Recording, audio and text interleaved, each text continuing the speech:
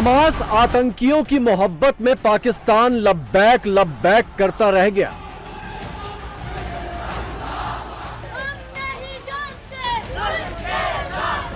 और उधर उसके जबरन कब्जे वाला कश्मीर हाथ से निकलने चला।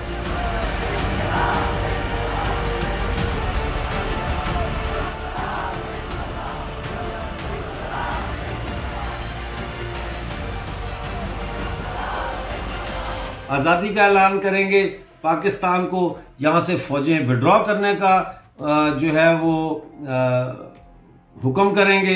जब इंडिया वाले जब न्यूज चैनलों पे हमारे पैगामात उठाते हैं तो फिर आपको बड़ी तकलीफ होती है। आप दहशतगर्दी को सपोर्ट करते हैं, आपकी स्टेट जो है वो दहशतगर्दी को सपोर्ट करती है। 17 अक्टूबर यानी पीओके में आजादी के आंदोलन का 18वां दिन।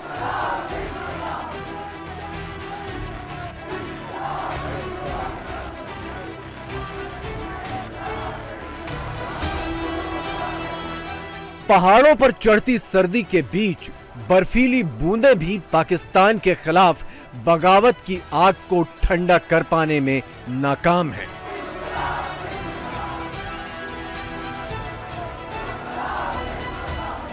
मंगलवार को स्कूल और कॉलेज के छात्रों के सड़क पर उतरने की बारी थी।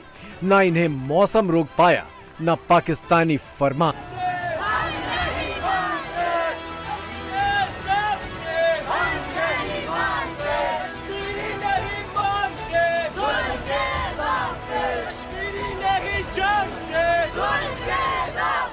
जम्मू कश्मीर के हिता आजाद कश्मीर में बसने वाले तमाम तुलबा तलबात से पुरजोर अपील करती हूँ कि एहतजाज में तमाम हुकूमती रुकावटों को अबूर करते हुए शामिल हूँ। मैं तमाम प्राइवेट इदारों के मालिकान, प्रिंसिपल साहिबान को ये यकीन दिलाती हूँ कि आपके रजिस्ट्रेशन को कोई मंसूख नहीं कर सकता, इसलिए तुलबा तलबात को एहतजाज का हिस्सा बनने से ना रोका जाए।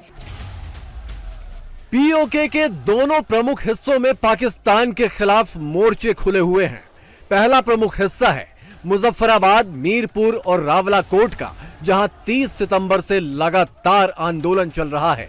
और दूसरा प्रमुख हिस्सा है गिलगित बाल्टिस्तान का, जहां भारत में शामिल होने की मांग काफी पहले से जारी है और इसे दबाने के लिए पाकिस्तान हर हथकंडे अपना रहा है। आज आप इंडिया में देखें तो टैक्सी में जो है बड़े टूरिस्ट आते हैं, 5 होटल खुले हुए हैं, मगर हमारे इन बेचारे अवाम के लिए यहाँ पे आप टूरिस्ट तक को भी आने नहीं देते हैं। जो बेचारे बॉर्डर पे आपके बोझ उठाते हैं, जो गधे की तरह काम करते हैं, उनको आपने दहशतगर्दी के खतरनाक एफआईआर में जो है इस्लामाबाद तक लाहौर के जेलों में बंद किया हुआ है। जब इंडिया वाले जब न्यूज चैनलों के हमारे पैगामात उठाते हैं तो फिर आपको बड़ी तकलीफ होती है। फिर उस तकलीफ का हमारे पास अदाला नहीं है। और आप बॉर्डर एरिया के लोग एहतिजाज करते हैं तो आप बड़े वावेला मचाते हैं। ये जो हमारा तारीख है तो तुम क्या की कर जिले का खोल दो, आर पार जोड़ दो, तो तुम क्या की खोल दो, आर पार जोड़ दो। गिलगित बाल्टिस्तान में करीब साल भर पहले लगा ये नारा पूरी दुनिया में वायरल हुआ था। करगिल रोड खोलकर भारत से टूटे रिश्ते जोड़ने की बात करने वाले आंदोलनकारी पाकिस्तानी फौज की आंख में कांटे की तरह चुभ रहे थे और आखिरकार इन्हें आतंकवादी करार देकर गिरफ्तार कर लिया गया। पिछले 24 घंटे में ऐसे कई लोगों को पाकिस्तानी फौज ने गायब कर दिया है।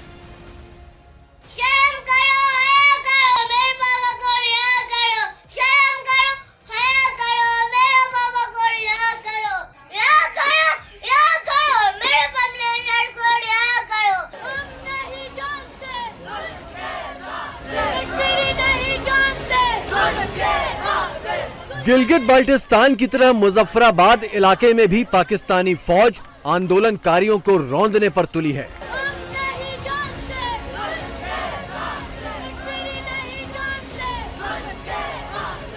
लेकिन मुजफ्फराबाद में भी वही आवाजें उठ रही हैं जो गिलगित बाल्टिस्तान में गूंज रही हैं।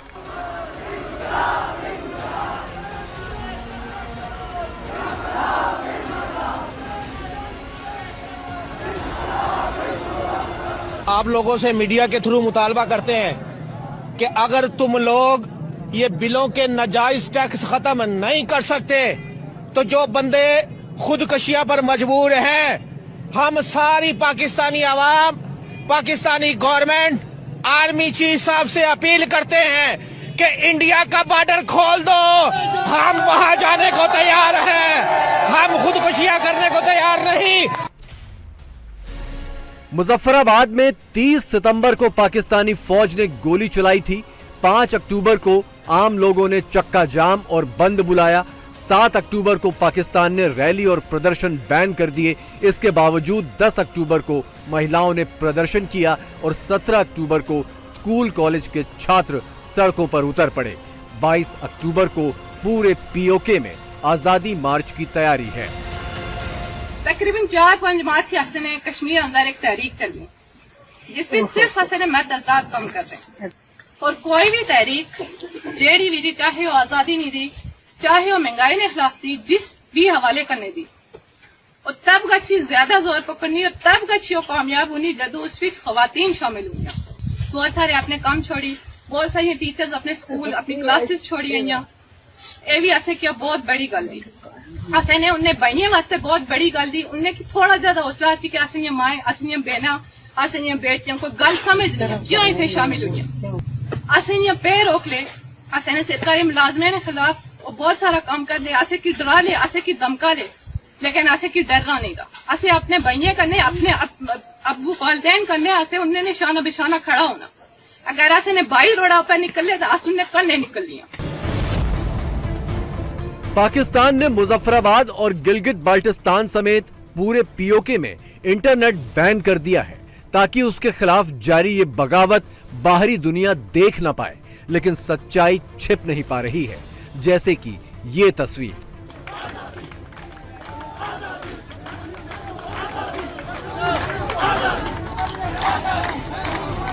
प्रदर्शन पर रोक के बावजूद पीओके के लोग न सिर्फ सड़कों पर उतरे बल्कि पाकिस्तानी पुलिस के सामने ही आजादी के नारे भी बुलंद किए। लोगों के तेवर देखकर पाकिस्तानी पुलिस जान बचाने के लिए कंटेनरों पर चढ़ गई।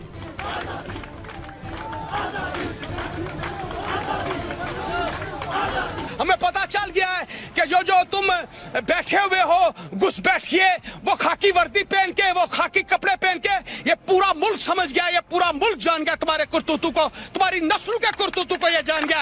आज भी इंडिया वाले अगर उस कश्मीर की तरफ देखें तो वहाँ बहुत सी सब्सिडी दी गई है। आजाद कश्मीर की ये वाली नस्ल जिसको अब आप सोशल मीडिया की नस्ल कह रहे हैं, ये नस्ल उस तरफ के कश्मीर को देख के ये मुआवजा कर रही है कि हमें 75 साल में पाकिस्तान ने क्या दिया है। ये याद रखना, ये बिजली का बिल ये कहीं तुम्हारे गले में ना पड़ जाए और तुम्हें बहुत कुछ जानते छोड़ना पड़े। तुम यहाँ चले जाओ, तुम्हें किससे मिन्नतें की तुम्हारी, वो हमारी हिफाजत करो, हम अपनी हिफाजत खुद कर लेंगे इंशाल्लाह ताला। हम रह गए थे, बच गए थे कश्मीरी जो तुम्हें बर्दाश्त कर रहे थे।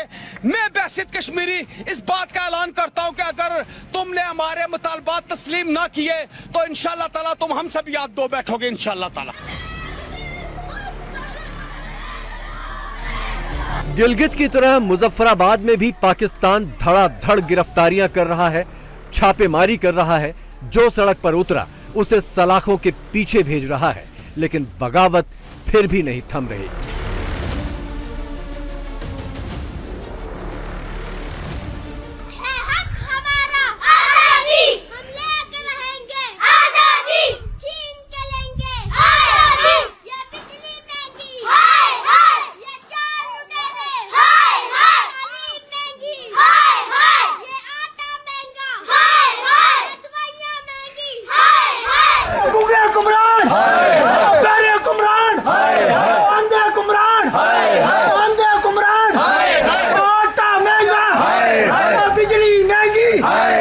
बिजली महंगी, कोई नहीं सुनता, तालीम महंगी, इलाज महंगा, तालीम महंगी, इलाज महंगा।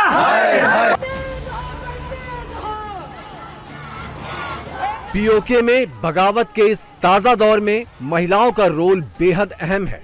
इसके तोड़ के तौर पर पाकिस्तान अपने भाड़े के एजेंटों के जरिए मजहब के नाम पर महिलाओं को घरों में कैद करने की साजिश भी चला रहा है।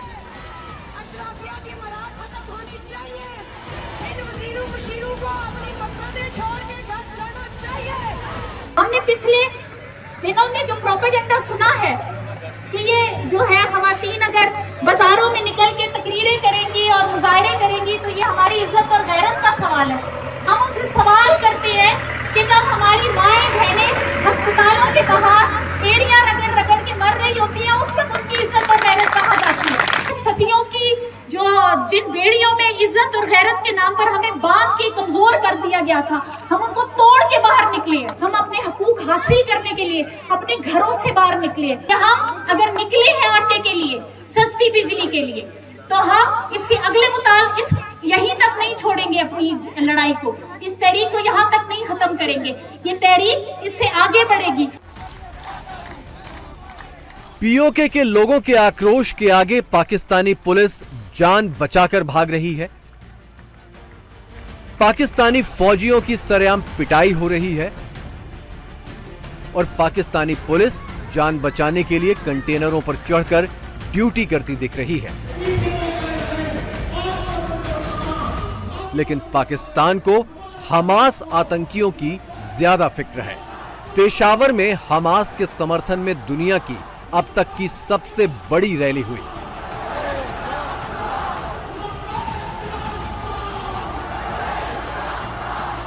मंच पर पाकिस्तान के पूर्व मंत्री मौलाना फजलुर रहमान के साथ हमास का एक सदस्य भी मौजूद था और हमास के पूर्व चीफ खालिद मिशाल ने वीडियो कॉन्फ्रेंसिंग के जरिए इस रैली को जिहाद का पाठ पढ़ाया। मौलाना फजलुर रहमान की स्टेटमेंट से ही पाकिस्तान की डायरेक्शन जो है उसका अंदाजा लगाया जा सकता है। मौलाना फजलुर रहमान साहब ने जलसा किया, उसमें उन्होंने कहा कि हमारे लोग फिजिकली फलस्तीन में जाने के लिए जिहाद करने के लिए तैयार हैं। फिर दूसरा सबसे बड़ी बात यह हुई कि उन्होंने हमास लीडर खालिद मिशाल को वहां पे लाइव बुलाकर उससे खिताब कराया, लेकिन वो कहते हैं हाथ से लगाई गिरें जो हैं वो दांतों से खोलनी पड़ेगी पाकिस्तान की स्टेट को, पाकिस्तान के फ्यूचर को। आप यूनाइटेड नेशंस में किस मुंह से जाएंगे? आप IMF के सामने किस मुंह से जाएंगे? और दूसरा, आपका पड़ोस भारत जो है मुसलसल आपके ऊपर इल्जाम लगाता है कि आप दहशतगर्दी को सपोर्ट करते हैं। आपकी स्टेट जो है वो दहशतगर्दी को सपोर्ट करती है हमेशा। ये सबसे बड़ा बयानिया है उनका। आप उस बयानिया को किस तरह खत्म करेंगे? आपके बच्चों को जिहाद की जरूरत है। आप दुनिया के टुकड़ों पे पल रहे हैं, आपको जिहाद की जरूरत है। पाकिस्तान तो साबित कर चुका है कि वो जिहाद से शुरू होकर एक दिन जिहाद पर ही खत्म हो जाएगा। पीओके और गिलगित बाल्टिस्तान में भी एक तरह का जिहाद ही जारी है, लेकिन ये जिहाद पाकिस्तान से आजादी का है, पाकिस्तान से जान छुड़ाने का है और हिंदुस्तान में मिल जाने का है, जो जल्द पूरा भी होने जा रहा है।